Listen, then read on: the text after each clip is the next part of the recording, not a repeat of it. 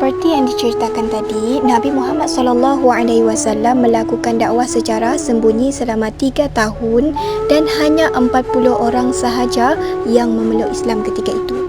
Jadi dakwah secara terang-terangan terbahagi kepada 2 peringkat, iaitu pada peringkat pertama, Allah menurunkan wahyu dari surah Al-Syu'ara ayat yang ke-124 hingga 125 yang berbunyi, إذ قال لهم أخوهم هود ألا تتقون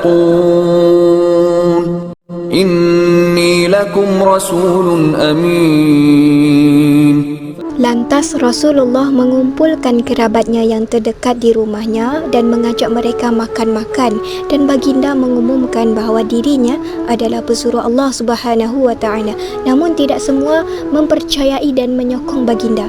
Pada peringkat kedua, Allah menurunkan wahyu dari surah Al-Hijr ayat yang ke-94 yang berbunyi, فاصدع بما تؤمر وأعرض عن المشركين. Jadi berdasarkan perintah Allah Subhanahu wa taala tersebut, akhirnya Nabi Muhammad mula berdakwah secara terang-terangan. Dakwah Rasulullah telah disampaikan tidak hanya kepada keluarga, sahabat ataupun kaum kerabatnya, tetapi juga kepada masyarakat, terutama kepada penduduk Mekah yang ada pada ketika itu masih menyembah berhala. Ketika Rasulullah berdakwah secara terang-terangan, Rasulullah merasa yakin dengan janji Abu Talib, iaitu bapa saudaranya, bahawa beliau akan selalu membela Rasulullah dalam dakwahnya. Jadi Rasulullah secara terang-terangan berdakwah pada peringkat kedua di Bukit Safa. Dalam dakwahnya, Nabi Muhammad menjelaskan bahawa baginda menyeru mereka agar menyembah Allah dan meninggalkan penyembahan berhala. Kaum kafir Quraisy yang mendengar dakwah Nabi Muhammad tidak mempercayainya, bahkan mereka mendustakannya, mengejek, bahkan Nabi Muhammad juga dilempar batu serta kotoran.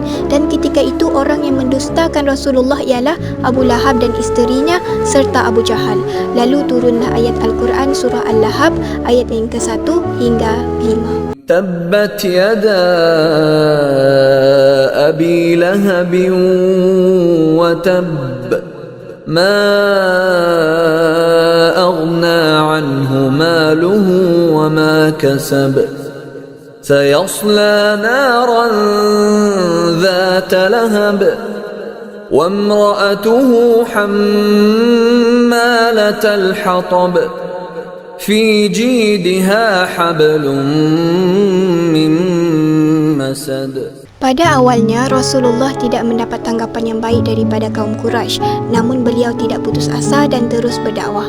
Jadi Rasulullah berdakwah kepada kaum Quraisy selama 13 tahun dan kebanyakan pengikut baginda Rasulullah SAW ketika itu adalah kaum wanita, hamba dan orang miskin serta kanak-kanak. Terima kasih kerana menonton.